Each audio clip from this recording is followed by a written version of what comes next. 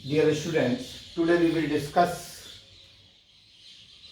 about new term of electrostatics, capacitance. What is capacitance of a conductor? We know that a conductor can be charged when it is connected by any electric source. Any conductor can be charged when it is connected by any electric source. But any conductor cannot be charged infinitely. किसी भी conductor को, अब मैं commonly lecture दे रहा हूँ, तो यहाँ पर हमने कहा कि कैपेसिटेंस क्या है, किसी भी कंडक्टर का कैपेसिटेंस क्या है। कंडक्टर में फ्री इलेक्ट्रॉन्स होते हैं और कंडक्टर को जब किसी का हम चार्ज करना चाहें तो कंडक्टर को चार्ज किया जा सकता है। लेकिन क्या प्रश्न ये उठता है कि क्या कंडक्टर को हम जितना चार्ज देना चाहें वो उस पर स्टोर हो जाएगा, वो उसमें स्टोर हो सकता है क्या? तो प्रश्न ये है, तो प्रश्न उठा कि कंडक्टर क्या इनफाइनाइटली चार्ज किया सकता है? तो आंसर है नहीं। किसी भी कंडक्टर को एक डेफिनेट लिमिट तक ही चार्ज किया जा सकता है। प्रत्येक कंडक्टर को एक पर्टिकुलर लिमिट से ऊपर चार्ज नहीं किया जा सकता। यदि उसके बाद भी उसे चार्ज दिया जाएगा तो वो चार्ज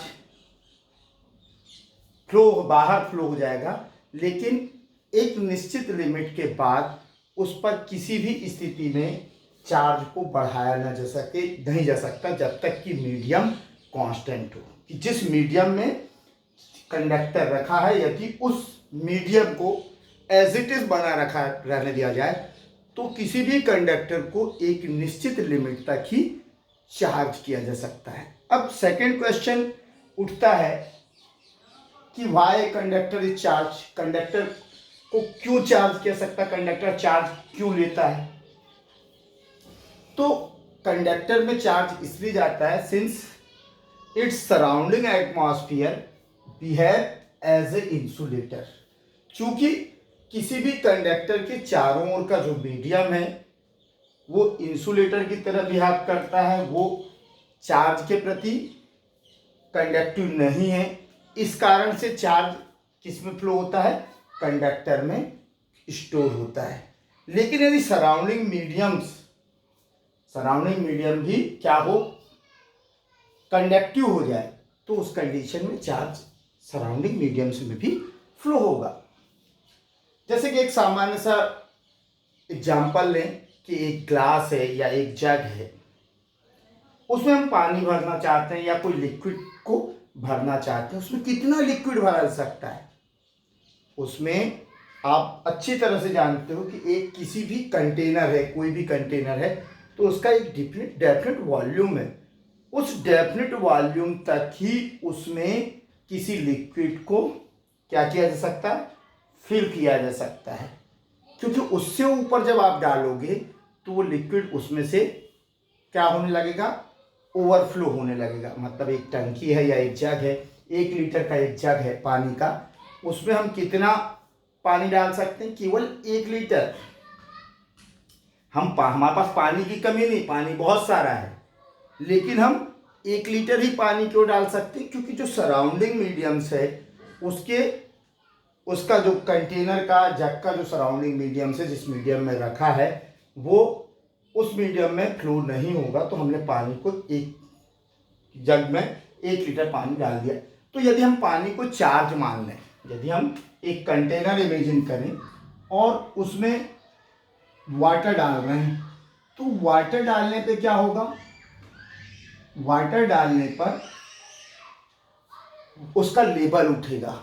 तो ये लेवल कहलाता है, जैसे जैसे हम वाटर डालते जाएंगे इसका लेवल रेज होते जाएगा, वाटर लेवल रेज होते जाएगा। और वाटर लेवल क्या बता रहा है? क्या इतना भर चुका है, इससे ऊपर सिर्फ इतना भरना बाकी है। अर्थात वाटर लेवल हमें ये बताते रहता है कि वाटर अब इसमें और कितना भरा जा सकता है। क्योंकि जैसे ही हम टॉप पे पहुंचेंगे उसके बाद यदि इसमें वाटर डाला गया तो वाटर ओवरफ्लो हो जाएगा। तो मतलब इस जग की कैपेसिटी, इस कंटेनर की कैपेसिटी डिसाइडेड है कि ये 1 लीटर पानी रखेगा तो 1 लीटर पानी रखेगा। तो इसमें एक चीज हो गई, चार्ज को यदि हम वाटर मान लें तो 1 लीटर के जग में 1 लीटर चार्ज हम भर सकते हैं कुल मिला के मोटे मोटे तौर पे।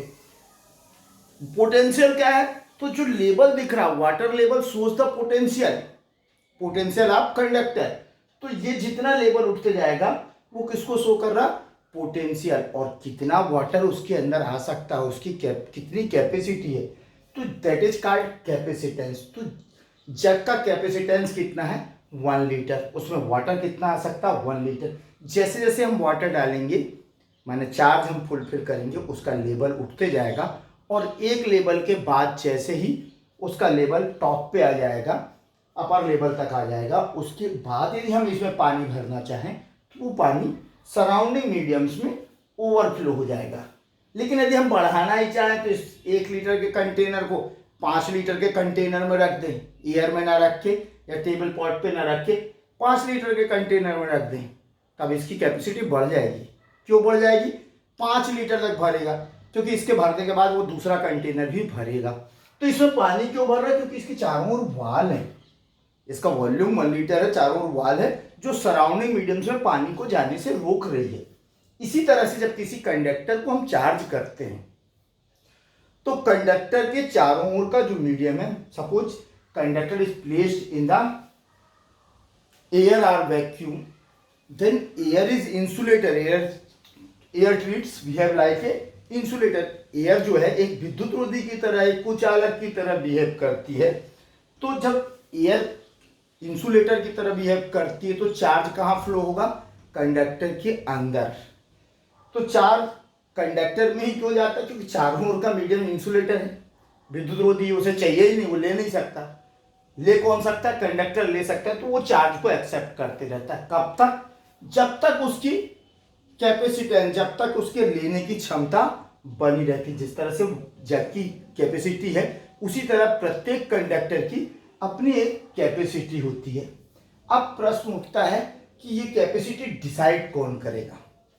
तो होता क्या है, इवेंट्स फिनोमिना क्या है कि व्हेन वी चार्ज यानी कंडक्टर, जैसे ही हम किसी कंडक्टर को चार्ज करते हैं तो जैसे जैसे हम चार्ज एकदम से किसी डायरेक्ट कलेक्टिव चार्ज में ट्रांसफर होता, चार्ज छोटे छोटे चंक्स में डिवाइड होता है। ये और बात है कि ये सेकंड के करोड़ में और अरबवें हिस्से में एक एक चंक क्या है पहुंचते जाता है। तो जैसे ही पहला चार्ज का चंक, एक पार्ट चार्ज का कंडक्टर में पहुंचा तो कंडक्टर में एक्सेस चार्ज हो गया।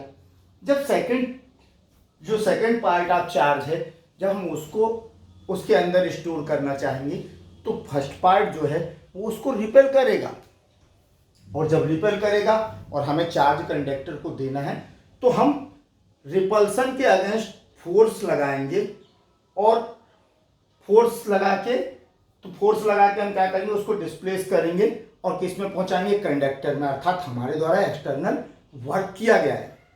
तो जैसे जैसे चार्ज बढ़ते जाएगा रिपल्सन भी बढ़ते जाएगा, और रिपल्सन बढ़ेगा तो अमाउंट ऑफ वर्क डन, किया गया कार्य भी बढ़ते जाएगा। तो ये विरोध जितना बढ़ते जाएगा उतना हमें वर्क डन बढ़ाना होगा, तो हमारा वर्क डन इंक्रीज होगा। और अमाउंट ऑफ वर्क डन क्या कहलाता है, amount of work done on unit charge is known as potential. तो इसका मतलब है कि जैसे जैसे हम चार्ज इंक्रीज करेंगे उसके चारों ओर around the conductor electric field will be also increase, and when electric field is increased on the surface of conductor and around the medium, then electric potential is also increased. Is that amount of work done is also increased to increase charge on conductor।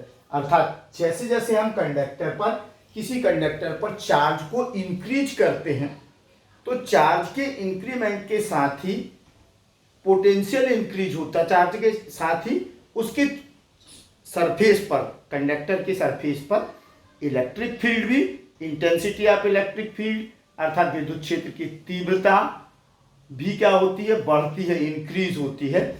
और उसके बढ़ने के कारण जितना increase होगी, जितना बढ़ेगी कौन, इंटेंसिटी ऑफ इलेक्ट्रिक फील्ड, उतना ही हमारा work done, amount of work done charge करने में बढ़ जाएगा। उतना रिपल्सन हमें मिलेगा, उतना प्रतिरोध हमें मिलेगा, उतना प्रतिकर्षण बल हमें मिलेगा।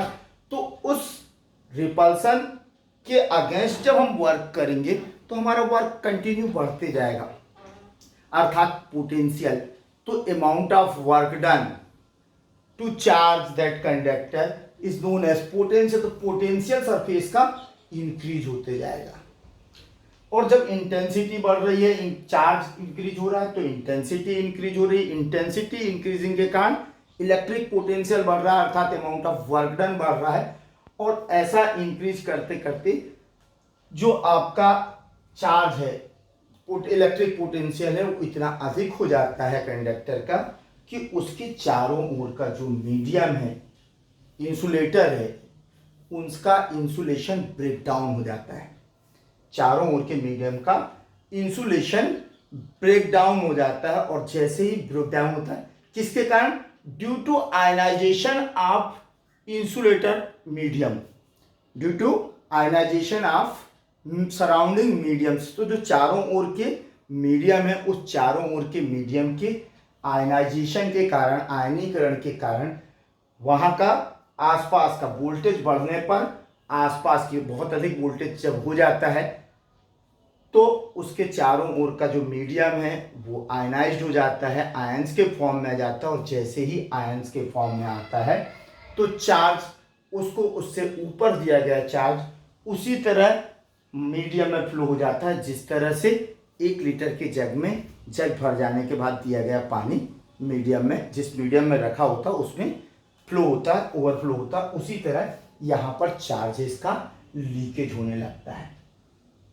तो मैंने, और वैक्यूम या एयर का जो है वोल्टेज 3 × 10⁶ वोल्ट, 3 × 10⁶ वोल्ट जैसे ही कंडक्टर का वोल्टेज होगा, उस समय 3 × 10⁶ वोल्ट तक कंडक्टर चार्ज होते रहेगा, चार्ज को स्टोर करते रहेगा। लेकिन जैसे ही ये वोल्टेज 3 × 10⁶ वोल्ट पे पहुंचता है तो एयर, आसपास का जो मीडियम जैसे एयर में रखा हुआ है, यदि एयर है तो एयर में रखा हुआ है तो आसपास की एयर जो है, surrounding airs will be ionised, वो आयनाइज्ड फॉर्म में जाएगी।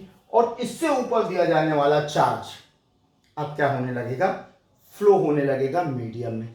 इसका मतलब है कि 3 × 10⁶ वोल्ट तक जितना चार्ज कंडक्टर स्टोर कर सकता था वो कर चुका। उसके ऊपर जितना भी चार्ज दोगे आप, वो ओवरफ्लो हो जाएगा। लेकिन उस पर कंडक्टर में magnitude of charge is not increase. किसी भी स्थिति में अब वोल्टेज 3 × 10⁶ हो जाने पर, यदि कंडक्टर एयर में रखा हुआ है तो ऐसी कंडीशन में इस वोल्टेज तक जितना चार्ज गेन कर चुका, उससे ऊपर चार्ज गेन नहीं करेगा। चाहे आप उसे कितना भी चार्ज दे दो, यदि आप चार्ज देते हो तो वो चार्ज ओवरफ्लो हो जाएगा, किसमें, सराउंडिंग मीडियम्स में, क्योंकि सराउंडिंग मीडियम्स आयनाइज्ड हो चुका है और वो अब इंसुलेटर की तरह बिहेव नहीं कर रहा है और उसके अंदर चार्ज फ्लो होना शुरू हो जाएगा। तो 3 क्वेश्चंस मैंने उठाए थे। एक तो अब कैपेसिटेंस क्या है, तो each conductor has a limit to take charge or to store charge. This limit is known as capacity of that conductor to take charge or to store charge. अर्थात प्रत्येक किसी भी कंडक्टर के द्वारा, किसी भी कंडक्टर के द्वारा चार्ज को गेन करने की जो कैपेसिटी है, जो एबिलिटी है, that is known as capacitance of that conductor. Since capacitance of conductor, since charge on conductor depends on voltage, since charge on any conductor Q is directly proportional to V, किसी भी conductor पर हम charge एक particular voltage तक ही दे सकते हैं, और जैसे जैसे चार्ज को हम इंक्रीज करते हैं वोल्टेज इंक्रीज होता है। तो therefore charge is directly proportional to V and we can write it Q is equal to CV. C is a proportional constant. C is a proportional constant that is called capacitance of a conductor. We can write it C is equal to Q upon V. Capacitance of any conductor, capacitance of any conductor is equal to Q upon V. Since storing charge of any conductor is directly proportional to potential, electric potential, and after a electric potential it is fixed. हमारे charge जैसे ही एक प्रति 3 × 10⁶ होगा, voltage एक निश्चित voltage के बाद जिस भी मीडियम में रखा हो उस मीडियम का वायु रोधन, उस मीडियम का रोधन टूट जाएगा, मतलब इंसुलेशन टूट जाएगा और वो आयनाइजेशन फॉर्म में आ जाएगा और वो कंडक्टिव हो जाएगा। अर्थात जैसे ही वो कंडक्टिव हुआ, किसी में भी चार्ज क्यों स्टोर हो रहा है? क्योंकि आसपास का सराउंडिंग मीडियम इंसुलेटर है। और हम क्या कह रहे हैं कि जब हम वोल्टेज को इंक्रीज करते हैं तो जो हमारे इंसुलेटर्स हैं, इंटेंसिटी ऑफ इलेक्ट्रिक फील्ड, तीव्र माने इलेक्ट्रिक फील्ड के कारण उनके इलेक्ट्रॉन्स उसमें से बाहर हो जाते हैं या आयनाइट हो जाते हैं और वो कंडक्टर की तरह बिहेव करने लगते हैं और चार्ज ओवरफ्लो होने लगता है उस मीडियम में।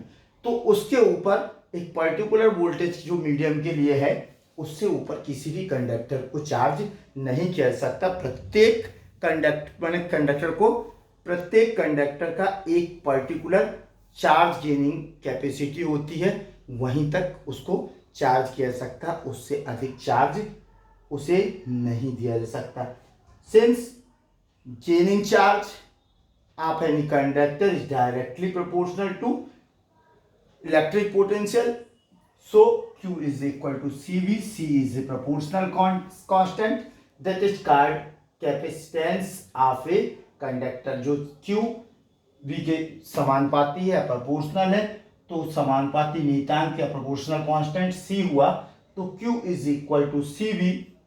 So we can write C is equal to Q upon V. This term proportional constant C is called capacitance of conductor.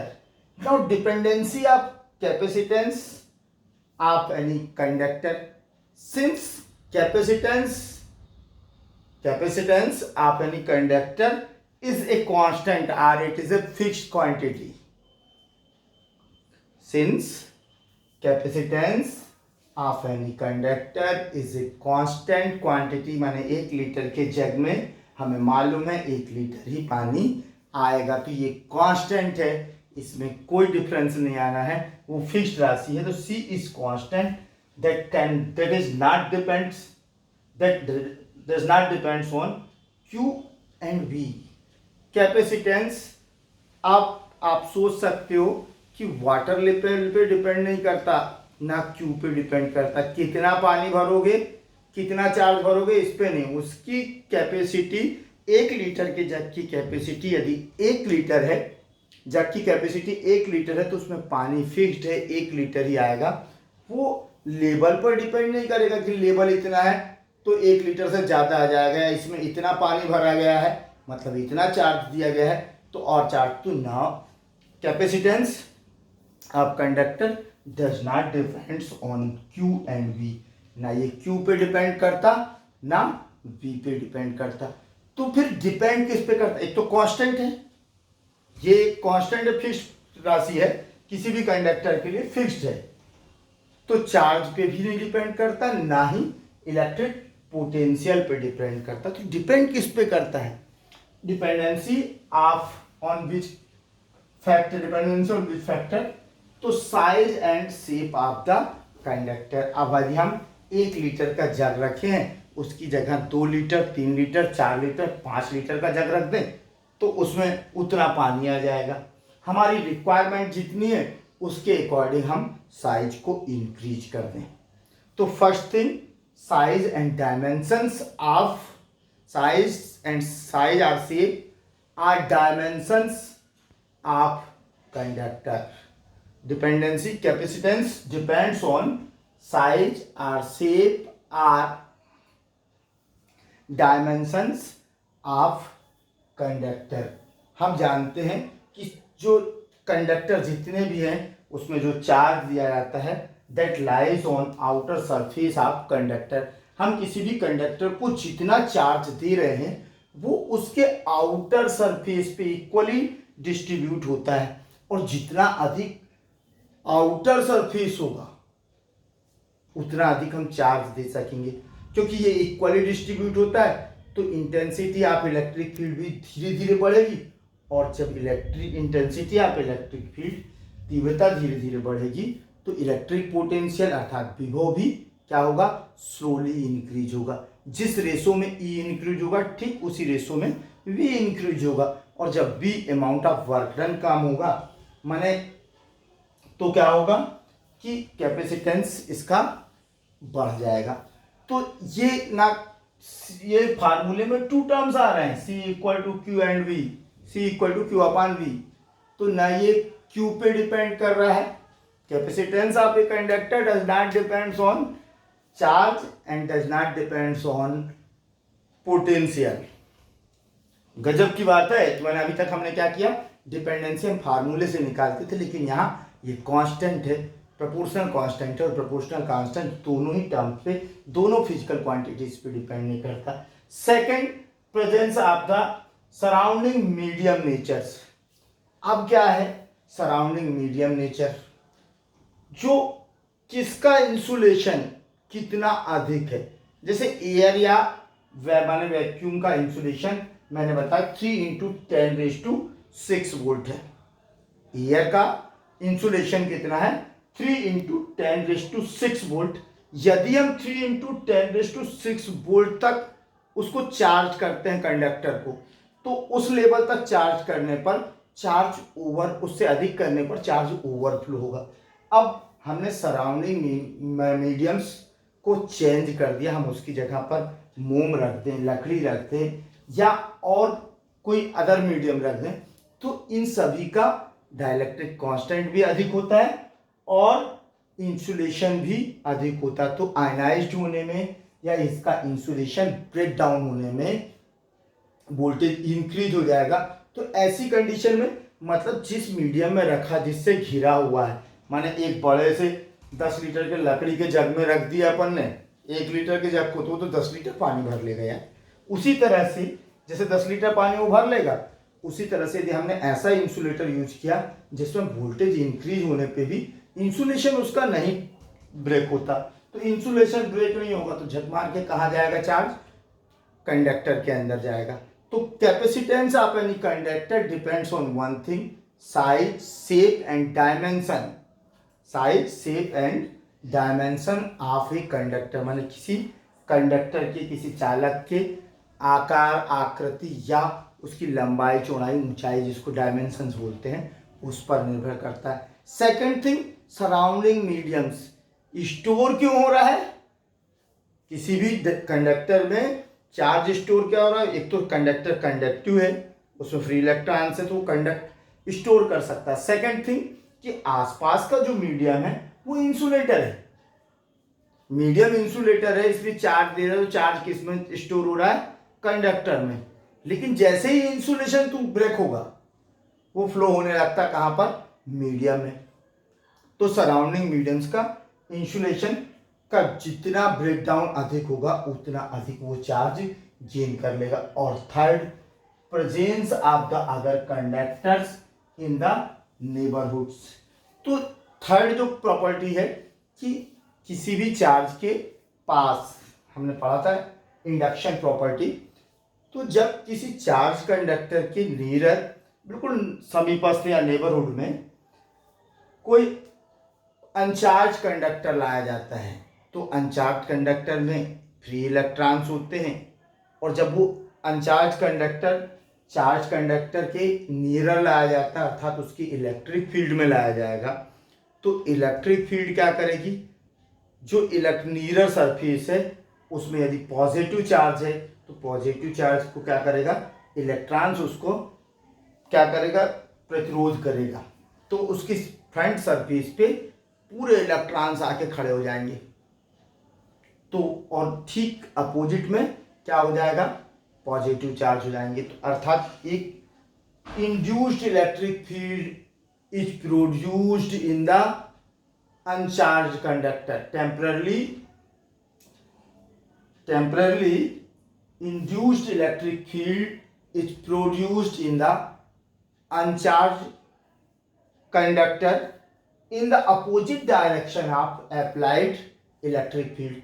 माने चार्ज कंडक्टर के नियरर के समीप में जब हम किसी अनचार्ज कंडक्टर को लेके आएंगे तो अनचार्ज कंडक्टर टेम्परेरली क्या होगा, एक खुद की इलेक्ट्रिक फील्ड इंड्यूस्ड करेगा इसके विरोध में, और ये इसका डायरेक्शन क्या होगा, इस अनचार्ज कंडक्टर की इलेक्ट्रिक फील्ड का डायरेक्शन चार्ज कंडक्टर की इलेक्ट्रिक फील्ड की डायरेक्शन की ठीक अपोजिट होगा। और टू वेक्टर क्वांटिटीज है तो ये एक दूसरे के अपोजिट डायरेक्शन में, तो intensity of electric field is reduced. When intensity of electric field is reduced then electric potential is also reduced, and when electric potential is reduced then capacitance of conductor will be increased। जब हम किसी अनचार्ज conductor को समीप में ले जाते हैं, charge conductor की समीप में ले जाते हैं, नियर ले जाते हैं, तो ऐसी स्थिति में जो अनचार्ज कंडक्टर है उसमें टेम्परेरी अस्थायी तौर से, अस्थायी रूप से चार्ज क्या हो जाता है, प्रेरित हो जाता है, एक इलेक्ट्रिक फील्ड प्रेरित होती है, और इस इलेक्ट्रिक फील्ड का डायरेक्शन प्रभावी चार्ज कंडक्टर की इलेक्ट्रिक फील्ड के ठीक अपोजिट डायरेक्शन में होती है। क्योंकि इलेक्ट्रिक फील्ड क्या है, इंटेंसिटी ऑफ इलेक्ट्रिक फील्ड या विद्युत क्षेत्र की तीव्रता एक सदिश राशि है और दो सदिश राशि एक दूसरे के अगेंस्ट में रहती है, तो उससे क्या होता है, चार्ज कंडक्टर की इलेक्ट्रिक फील्ड विद्युत क्षेत्र की तीव्रता कम हो जाएगी, और जब ये कम होगी तो हमारे द्वारा अमाउंट ऑफ वर्क डन भी कम हो जाएगा, अर्थात इलेक्ट्रिक पोटेंशियल भी कम हो जाएगा। और जब इलेक्ट्रिक पोटेंशियल कम होगा तो अमाउंट ऑफ वर्क डन कम हो गया, इसका मतलब इलेक्ट्रिक पोटेंशियल कम होने का मतलब अमाउंट ऑफ वर्क डन कम हो गया, और जब अमाउंट ऑफ वर्क डन कम हो गया तो इसमें कैपेसिटेंस इंक्रीज हो गया, हम और चार्ज दे सकते हैं, हम क्या कर सकते हैं, हम इसको और चार्ज दे सकते हैं। तो किसी भी कंडक्टर की कैपेसिटेंस, किसी भी कंडक्टर की कैपेसिटेंस अर्थात हिंदी में बोलते हैं धारिता, तीन बातों पर निर्भर करती है। पहला, उसके साइज, शेप, डायमेंशन पर। जितना बड़ा साइज होगा उतना बड़ा आउटर सरफेस होगा, जितना अधिक आउटर सरफेस होगा उतना इक्वली डिस्ट्रीब्यूट होगा, और उतना इक्वली डिस्ट्रीब्यूट होगा तो माने बड़ा पात्र लिया हमने, बहुत बड़ा ड्रम लिया, उसमें 5 लीटर की बाल्टी पानी डाला तो उसका लेवल थोड़ा सा उठेगा। 1 लीटर का लिया तो उसमें माने 5 लीटर का लिया, 10 लीटर का एक लिया, एक 50 लीटर का कैन लिया, दोनों में 5-5 लीटर का डालते हैं तो दोनों के लेवल अलग अलग होंगे, दोनों के पोटेंशियल अलग अलग होंगे। तो कहने का मतलब यदि हम साइज को इंक्रीज कर दें, शेप को इंक्रीज कर दें, अर्थात सरफेस को इंक्रीज कर दें, क्योंकि आउटर सरफेस पे रहता है, तो निश्चित ही चार्ज को देने पर उसका इंटेंसिटी ऑफ इलेक्ट्रिक फील्ड भी कम हो जाएगी, क्योंकि इक्वली डिस्ट्रीब्यूट होगा, सरफेस ज़्यादा है, और जब इंटेंसिटी कम होगी, इलेक्ट्रिक फील्ड की तीव्रता कम होगी, तो पोटेंशियल भी कम होगा, विभव भी कम होगा, और जब पोटेंशियल कम होगा तो कैपेसिटेंस बढ़ जाएगा। कैपेसिटेंस मतलब विभव के उल्टा चलता, जितना विभव कम कर दो उतना कैपेसिटेंस बढ़ जाएगा। Second, surrounding medium. अब यदि हमने उसको हवा में रखा है, मोम में रखा है, लकड़ी में रखा, तो अलग अलग मीडियम्स के जो इंसुलेटिंग प्रभाव हैं, इंसुलेटिंग इफेक्ट्स हैं, वो अलग अलग हैं। अलग अलग मीडियम्स में अलग अलग जो मीडियम्स ले रहे हैं, माध्यम ले रहे हैं, उनके विद्युत रोधी प्रभाव को तोड़ने के लिए जो इलेक्ट्रिक पोटेंशियल है, विद्युत विभव है, उसके मान अलग अलग होते हैं। जिनका विद्युत विभव इलेक्ट्रिक पोटेंशियल ब्रेकडाउन के लिए इलेक्ट्रिक पोटेंशियल अधिक लगता है, यदि उन मीडियम्स का यूज कर लें हम, तो एयर या वैक्यूम के कंपेरिजन में वो ज़्यादा है, तो निश्चित है कि हम और वोल्टेज तक इसको इंक्रीज कर देंगे। किसको? चार्ज को हम 3 × 10⁶ से अधिक वोल्टेज तक कर सकते हैं इंक्रीज, क्योंकि आसपास का जो सराउंडिंग मीडियम है इंसुलेटर है और वो इंसुलेशन टूट ही नहीं रहा, ब्रेकडाउन नहीं हो रहा है, तो चार्ज फ्लो नहीं होगा। इसलिए second surrounding medium, nature of surrounding medium. और थर्ड जो है प्रेजेंस ऑफ एनी अनचार्ज कंडक्टर। तो ये 3 हो गए इसके अफेक्टिंग फैक्टर। फोर्थ आते हैं अपनी यूनिट ऑफ कैपेसिटेंस। तो जो कैपेसिटेंस या धारिता की यूनिट है वो है माइकल फैराडे के नाम पर, माइकल फैराडे के नाम पर फैरड रखी गई है। अब हमने पढ़ा कि C = Q/V और इसकी यूनिट कितनी है? 1 फैरड। इसको F से व्यक्त करते हैं, रिप्रेजेंट करते हैं। तो 1/F = Q is represented in coulomb and V is denoted in volt. तो when V is equal to 1, electric potential is 1, then capacitance C is equal to Q. तो एक डेफिनेशन यहां से भी बनती है कि किसी भी कंडक्टर की कैपेसिटेंस उस कंडक्टर के वोल्टेज को 1 वोल्ट इलेक्ट्रिक पोटेंशियल इंक्रीज करने के लिए रिक्वायर्ड चार्ज के इक्वल होती है। तो capacitance of any conductor is numerically equal to the charge which is used to increase electric potential with 1 volt. फिर से ध्यान से सुनो कि capacitance of any conductor is numerically equal to that charge of conductor which is used to increase electric potential with 1 volt.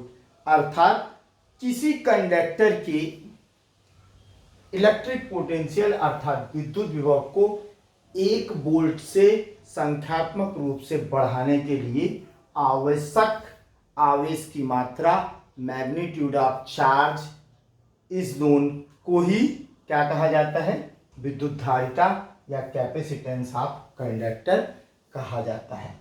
अब इसकी unit कितनी है? फैरड। 1/F इक्वल टू, तो farad 1 farad is equal to 1 coulomb per volt. 1 coulomb per volt. Farad is equal to coulomb per volt. और यदि हम इसको और ब्रेक करें तो कूलम C और V जो है जूल प्रति कूलम पर कूलम होती है, जूल पर कूलम। तो इसको क्या हो गया? C² पर जूल। ये क्या है? क्योंकि V = W/Q होता है, W की यूनिट जूल और Q की यूनिट C कूलम। तो ये मिल गया C² जूल। और C² जो चार्ज है, चार्ज की कोई यूनिट ऐसा यूनिट में नहीं है चार्ज, तो उसमें क्या है? करंट की यूनिट है एम्पियर। तो चार्ज को हम करंट में यदि कन्वर्ट कर दें तो चार्ज Q = होता है I × T। तो Q = I × T और जूल वर्क होता है force into displacement, force into displacement. तो I को हम शो करते हैं एम्पियर, टाइम को सेकंड T को, और ये जो आपका फोर्स है ये क्या होता है? Mass into acceleration. तो मास इंटू एक्सीलरेशन, फोर्स को हम मेजर करते हैं न्यूटन में और डिस्प्लेसमेंट को मीटर में। तो एम्पियर पर सेकंड, यदि हम इसको इस रूप में यूनिट देना चाहें तो ampere second, ampere into second पर न्यूटन मीटर। अब यदि हम इसका डायमेंशनल फार्मूला बनाना चाहें तो डायमेंशनल फार्मूला क्या होगा?